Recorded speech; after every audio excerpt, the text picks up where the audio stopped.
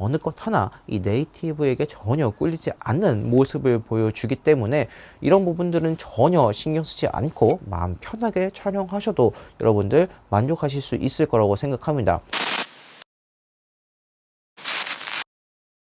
안녕하세요, 잼테크 스튜디오의 잼입니다. 제가 여러분들에게 가장 최근에 소개해드렸던 카메라 렌즈가 있었습니다.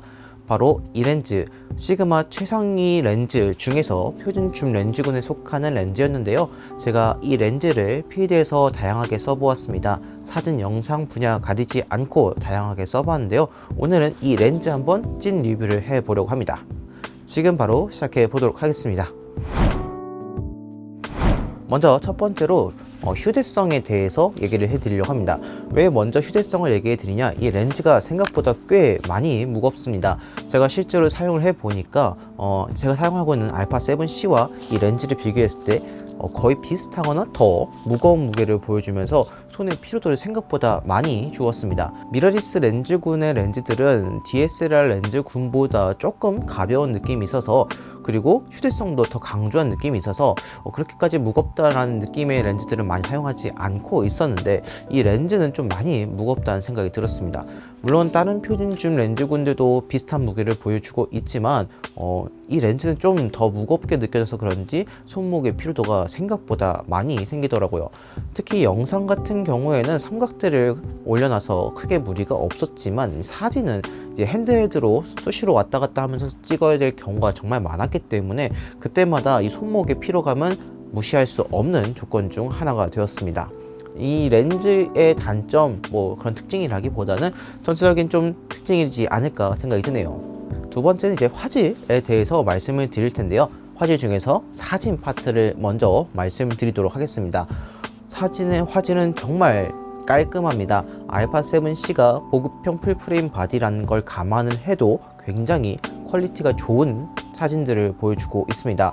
필드에서 직접 제가 사용했을 때 전혀 손색이 없다라고 생각이 들 정도로 아주 깔끔하고 선명도 높은 화질을 보여주었습니다.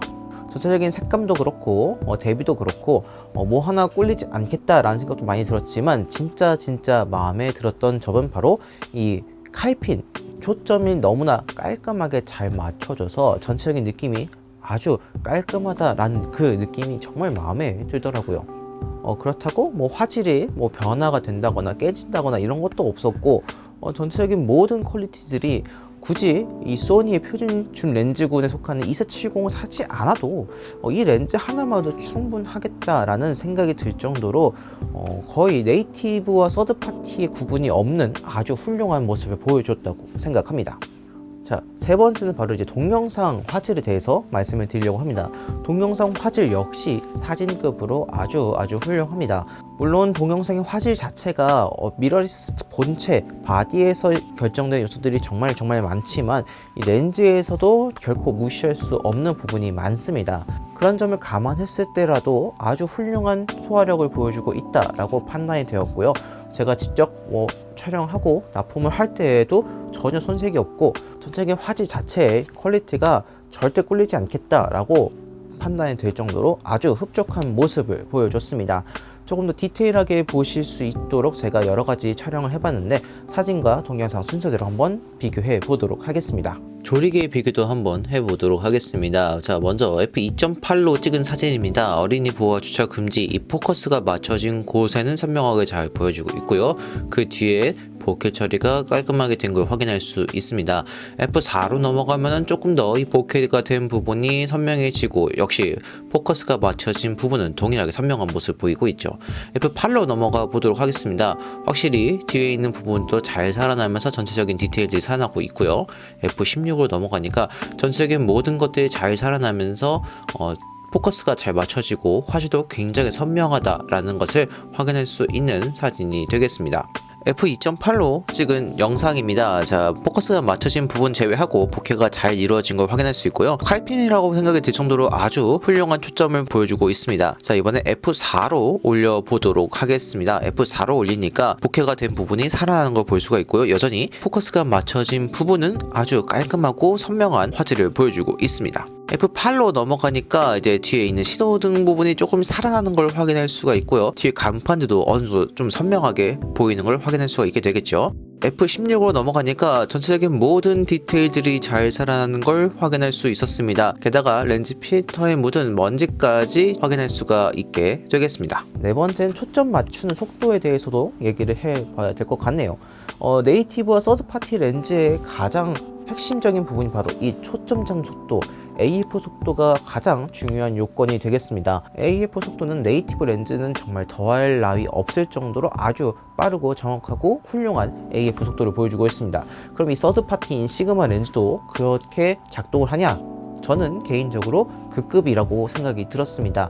AF 속도 자체는 뭐 네이티브 렌즈라고 거짓말을 쳐도 여러분들이 속으실 수 있을 만큼 아주 훌륭한 속도를 보여주었습니다. 인식하는 것 자체도 빠를 뿐더러 초점을 잡는 정확도 역시 아주 훌륭하다고 판단이 되었습니다. 자, 초점은 두 가지 측면으로 한번 비교를 해보았습니다. 정적인 사물을 찍을 때 AF 속도와 동적인 사물을 찍을 때 AF 속도를 비교를 해봤는데, 자, 먼저 정적인 거입니다. 정적인 거는 나뭇잎을 초점을 맞추고 있는데 아주 빠르게 초점이 맞춰지는 걸 확인할 수가 있게 되겠죠.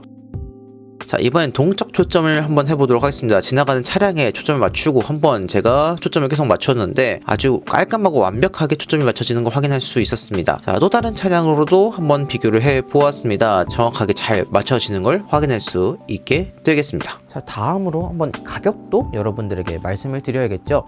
네이티브와 서드파티 렌즈의 가장 큰 차이점 중 하나가 호환성이라고 생각하실 수 있겠지만 또 역시 중요한 부분이 바로 가격이 수밖에 없습니다. 가격, 네이티브 렌즈, 소니 렌즈는 정말 비쌉니다. 표준 줌 렌즈 같은 경우에는 기본적으로 200만 원이 넘고요. 최근에 나온 망원 렌즈인 70200 같은 경우에는 300만 원 이상의 가격을 보여주고 있습니다. 그뿐만 아니라 단렌즈군들도 굉장히 비싼 가격을 보여줘서 많은 분들이 소니 카메라를 입문하셔서 그 렌즈 때문에 고민을 많이 하시는데, 그런 점에서 이 서드파티 렌즈는 굉장히 매력적인 제안을 하고 있습니다. 서드파티 렌즈들은 거의 웬만해서 이 소니 네이티브 렌즈의 절반 정도 가격 하는 모습을 보여주고 있는데요. 이 렌즈 역시 거의 네이티브 렌즈의 절반 정도 하는 가격을 보여주고 있습니다. 제가 구매할 당시 약 130만 원 정도 하는 가격에 최상위군 렌즈를 구매할 수 있었는데요. 저는 개인적으로 이 렌즈를 구매하기 잘했다라고 생각이 들었습니다. 사실 소니 렌즈 같은 경우에는 너무 비싸서 굳이 이렇게까지 써야 되나 싶을 정도로 망설여지는 부분들이 있었는데, 이 시그마 렌즈 같은 경우는 굉장히 합리적이다 라고 생각이 들었습니다. 풀프레임 렌즈가 어느 정도 비싸다는 걸 감안을 하겠지만 사실 200만원 이상의 가격대는 너무 부담스럽고 100만원대 가격 내에서 괜찮은 화질, 괜찮은 AF 속도 인식하는 정도, 이 모든 것들이 네이티브에게 밀리지 않는다면은 정말 매력적인 제안과 가격일 수밖에 없다고 생각이 들고요. 자, 이렇게 오늘 한번 이 시그마 렌즈에 대해서 찐 리뷰를 여러분들에게 해드렸습니다. 많은 분들이 고민하시는 부분 중 하나가 서드파티 렌즈가 네이티브 렌즈만큼 훌륭한 호환성을 보여주냐, 이거에 대해서 굉장히 초점을 많이 두고 계십니다. 프로분들께서는 오히려 그런 부분들을 감안하시기 때문에 네이티브 렌즈를 더 선호하신 경향도 있기 때문에 저 역시 네이티브 렌즈를 선호했다라고 생각하고 계속 그런 쪽을 생각했지만, 이 렌즈를 써보니까 굳이 네이티브 렌즈를 선호하지 않아도 괜찮을 것 같다라는 생각이 아주 명확하게 들었습니다.